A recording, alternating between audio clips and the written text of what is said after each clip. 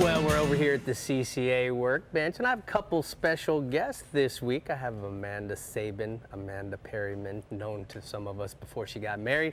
Amanda, you know, we're talking about Costa sunglasses, some of the things we use, the secrets offshore. Why don't we get right into it? All right. Well, I think there's two main things that you want to think about when you're choosing a pair of fishing sunglasses, especially in the offshore market. Fit is one of the most important things. So when you're talking about fit, there's three things to consider: the height of the lens, the width of the lens, and then the length of the temple. When you're wearing a good pair that fits you really well, you really shouldn't feel them on your face. I don't feel anything. Now, Amanda, sometimes they have like a little hole drilled here. Absolutely. Like we have here. What is that all about? So here we have our patented venting system, so that allows airflow into the area in between the lens and your eyes, and it reduces fogging. Some other features that we have that are really important to notice are our hydrolite co-molding that is a little bit of rubber around the nose and the ears, and that allows it to, when you start to sweat, it gets a little tacky. So if you bend over the gunnel, you're gaffing a fish, you're wiring a fish, they're not going to fall off your face.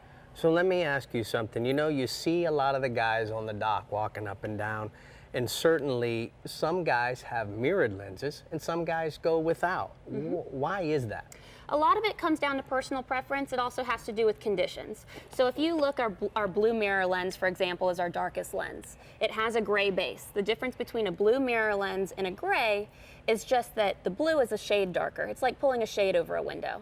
Oh.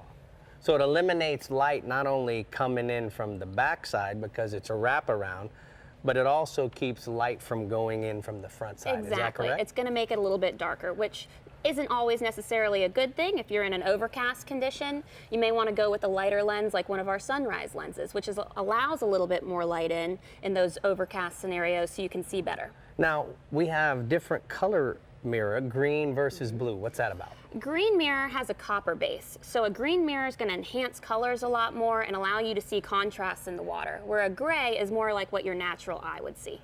All right, so I heard a rumor. I need you to clarify this for me. What about biodegradables, what I've heard? Yes, so at Costa we recognized that there was a problem. A lot of ocean plastics and trash are ending up in our waters, and we looked at ourselves and we say, well, we're making plastic sunglasses, so we transitioned our line to a biodegradable plastic line. So they will biodegrade if they end up in the ocean or a landfill in 5 years. Wow, that's pretty epic. Heck yeah. Well, I have my dear friend Joe Niebuhr, who has been our offshore boat sponsor on Sportsman's Adventures for 23 years, the president and owner of Contender Boats. Now, Joe, we do some special, really cool things on the C1 Contender 39. Why don't we get into, tell me a little bit about the 3 live wells that we have on the boat. Well, we use 3 live wells in the boat because we like to segregate our baits, Rick. Just like Quentin was talking about how we take care of our baits and baby our baits, but the 3 live wells we use, we like to make sure that our baits are individually set. Some baits play well together, some baits don't. So we'll use the above deck wells for the more hardy baits, okay, the goggle eyes, the hardtails, and we use the big floor well, Rick, for the more sensitive baits. And that floor well is, you know, it's a big well. Absolutely.